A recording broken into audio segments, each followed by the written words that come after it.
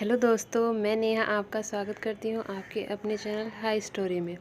दोस्तों, जैसे कि आपने पिछले वीडियो में देखा है कि मैंने एनसीईआरटी हिस्ट्री की क्लास 6 की बुक शुरू की है। उसका फर्स्ट चैप्टर जो है हमने लास्ट वीडियो में पढ़ाया था। अगर आपने दोस्तों वो वीडियो ना देखी हो तो प्लीज़ आप जाकर उसको पहले देख लें, क्योंकि उसी के क्वेश्चन आंसर जो है वो इस वीडियो में कराए जा रहे हैं। ठीक है दोस्तों, तो दोस्तों हम शुरू करते हैं आज का सेशन।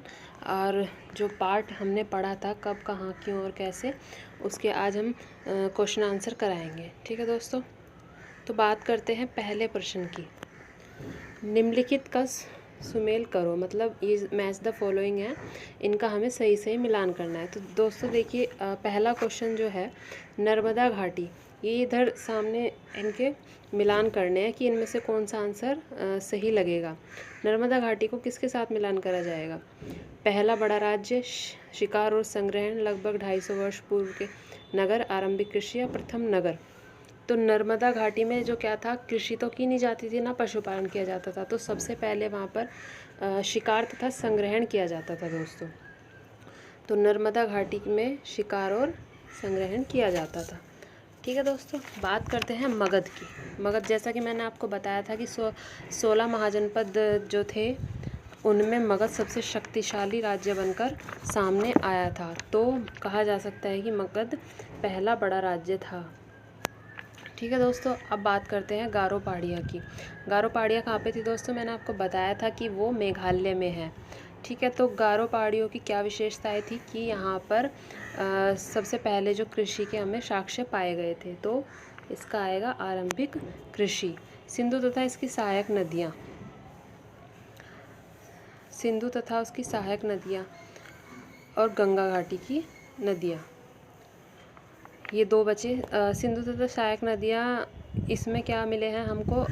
ये जो पहली सभ्यता थी दोस्तों, इसीलिए यहाँ पर लगेगा कि यहाँ पर प्रथम नगर पाए गए। और गंगा नदी घाटी, जैसे आपको बताया था कि 2500 वर्ष पूर्व यहाँ पर नगर पाए गए थे। सिंधु घाटी उससे पहले थी और गंगा घाटी जो है वो बाद में आई। सिंधु घाटी सभ्यता लगभग 4700 वर्ष पूर्व आई थी।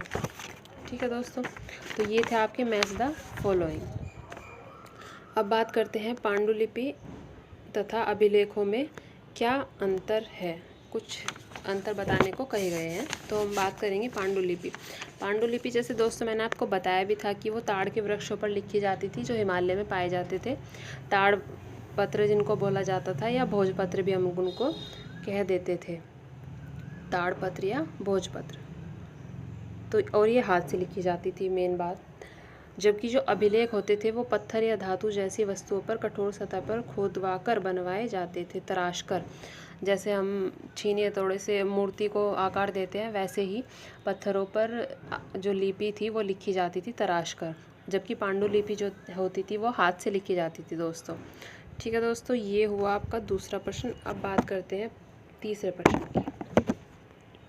प्रश्न है, रशीदा के प्रश्न को फिर से पढ़ो और इसका क्या उत्तर होगा। रशीदा ने क्या प्रश्न पूछा था? उसने पूछा था कि 100 वर्ष पहले क्या हुआ था, इसके बारे में हम कैसे ज्ञात कर सकते हैं। ठीक है दोस्तों, तो पूरे चैप्टर में हमने यही पढ़ा कि किस चीज़ से हम इतिहास के बारे में पता कर सकते हैं, क्या क्या वो स्रोत होंगे। तो हमें अतीत के विषय में पांडुलिपियों व अभिलेखों का अध्ययन करके जानकारी प्राप्त की जा सकती है। मतलब जो बुक्स वगैरह हमें मिली है, अभिलेख हमें मिले हैं, उनसे हम इतिहास के बारे में जानकारी प्राप्त की। और इसके अलावा जो ईंटें मिली है, पत्थरों से बनी इमारतें मिली हैं, हमें चित्र मिले हैं, मूर्तियाँ मिली हैं, औजार मिले हैं, पत्थर के हथियार, बर्तन तथा सिक्कों के द्वारा भी हम ये जानकारी प्राप्त कर सकते हैं कि वो किस टाइम की थी और उस टाइम पर जो मनुष्य था वो क्या क्या करता था।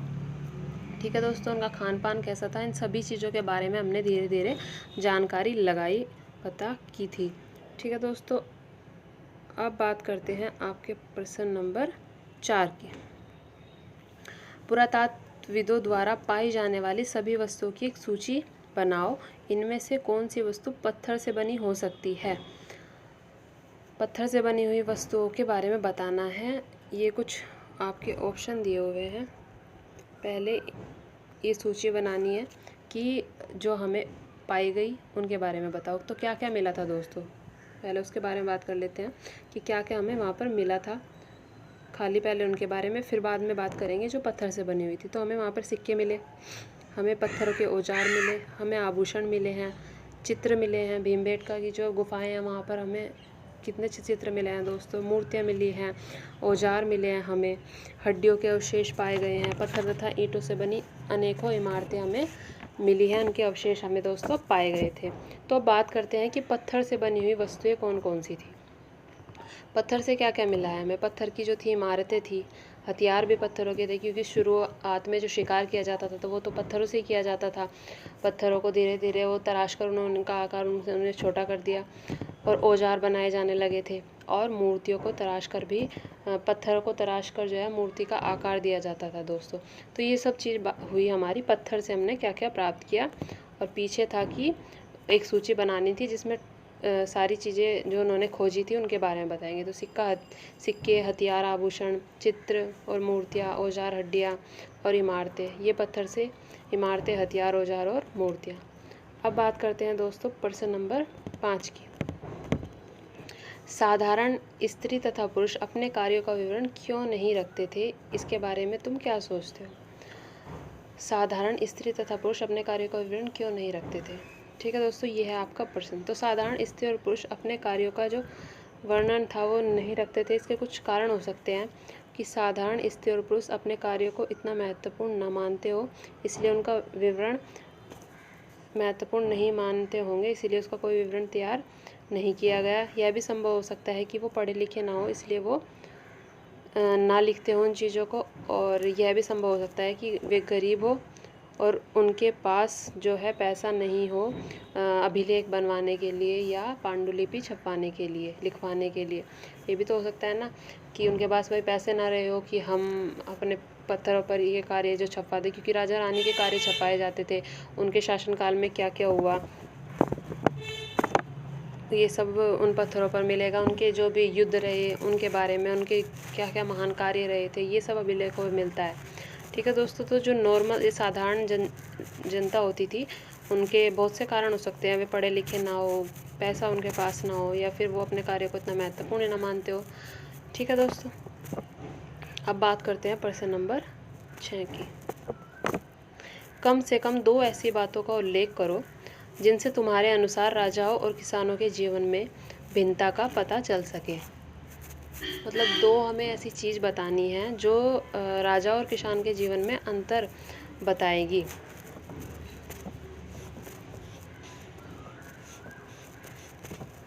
राजा का जीवन वैभव तथा ऐश्वर्य से परिपूर्ण होता था। जो राजा थे वो तो महल में रहते थे, उनके इतने दास दासियाँ होते थे, तो उनका जो जीवन था वो तो आरामदायक था। बट जो किसान होते थे उनका जीवन तो खेतों में ही गुजरता था। जीवन कष्टों से भरा रहता था। खेती होगी नहीं होगी, जल आएगा नहीं आएगा, बारिश होगी नहीं होगी, और उनको तो अपने परिवार से रिलेटेड टेंशन रहती थी और खेती से रिलेटेड टेंशन रहती थी और अनेकों टेंशन होती थी। लेकिन राजाओं का जीवन जो है वो काफ़ी वैभव भरा होता था। ठीक है दोस्तों, अब बात करते हैं दूसरे पॉइंट की कि राजा अपनी विजयों का लेखा जोखा रखते थे, जबकि किसान अपने कार्यों का लेखा जोखा नहीं रखते थे। राजाओं के जो युद्ध हुआ करते थे, उनके प्रमुख कार्य हुआ करते थे, उनको लिखा जाता था, क्योंकि उनके पास जो है अपने कवि होते थे, लेखक होते थे और चित्रकार होते थे, जो उनके किए गए कार्यों को उत्कीर्ण करते थे, अभिलेख लिखा करते थे। लेकिन किसानों के पास जो है कोई भी अपना डाटा नहीं हुआ करता था। ठीक है दोस्तों, अब बात करते हैं प्रश्न नंबर 7 की। शिल्पकार शब्द का पता लगाओ। आज प्रचलित कम से कम 5 भिन्न भिन्न शिल्पों की सूची बनाओ। क्या ये शिल्पकार स्त्री तथा पुरुष दोनों होते थे। मतलब जिन जिन हम शिल्पकार के बारे में बात करेंगे तो उनमें क्या स्त्री और पुरुष दोनों पाए जाते थे या फिर एक एक ही पाए जाते थे। जैसे बात करेंगे हस्तशिल्प की। पहली बात आई हस्तशिल्प की कि हाथ से जो कलाकारी की जाती थी उसमें ये जो चित्र बनाए जाते थे गुफाओं में, तो स्त्री और पुरुष दोनों किया करते थे इस काम को। लेकिन जो भवन निर्माण का कार्य था उसको केवल पुरुषों द्वारा ही किया जाता था। जैसे आज भी अमूमन आपको मिलेगा सब पुरुष ही इस कार्य को करते हैं। फिर बात करते हैं मूर्ति बनाना। मूर्ति बनाने का कार्य दोनों के द्वारा किया जाता था। स्त्री तथा पुरुष दोनों ही मिलकर इस कार्य को किया करते थे। काष्ठ कला और चरम कला, ये भी दोनों पुरुषों द्वारा ही की जाती थी। तो मान लीजिए अमूमन हस्तशिल्प और मूर्ति कला ही स्त्रियों द्वारा की जाती थी, बाकी सब कार्य में पुरुष ही भागीदारी रखते थे। अब बात करते हैं प्रश्न नंबर 8 की। अतीत में पुस्तकें किन किन पर लिखी गई थी, तुम इनमें से किन पुस्तकों को पढ़ना पसंद करोगी। तो अतीत में लिखी गई पुस्तकों के बारे में मतलब उनमें क्या टॉपिक रहा करते थे और हम उनमें से कौन सी किताबें पढ़ना पसंद करेंगे, प्रश्न में ये पूछा गया है दोस्तों। तो पहले किताबें किस चीज़ के ऊपर लिखी जाती थी, एक तो धार्मिक मान्यताएं तथा व्यवहारों पर, लोग क्या कौन कौन से धर्म को मानते थे, कैसी कैसी वहाँ मान्यताएं थी, उनकी संस्कृति कैसी हुआ करती थी, वो उनका व्यवहार कैसा हुआ करता था। तो एक तो किताबें इस चीज़ पर लिखी जाती थी। फिर थी प्रमुख जो मानी जाती है राजा के जीवन पे, कि एक राजा हुआ उसके बारे में सारी संपूर्ण जानकारी उस पुस्तक में लिख दी जाती थी, कि इसका जन्म कब हुआ, इसका विवाह किसके साथ हुआ, माता पिता कौन थे, पुत्र पुत्रियाँ, और राजा कब बने, उन्होंने कौन कौन से युद्ध किए, क्या क्या बनवाया। तो उनके जीवन में संपूर्ण जानकारी एक पुस्तक में लिख दी जाती थी। फिर बात आती है औषधि तथा विज्ञान की।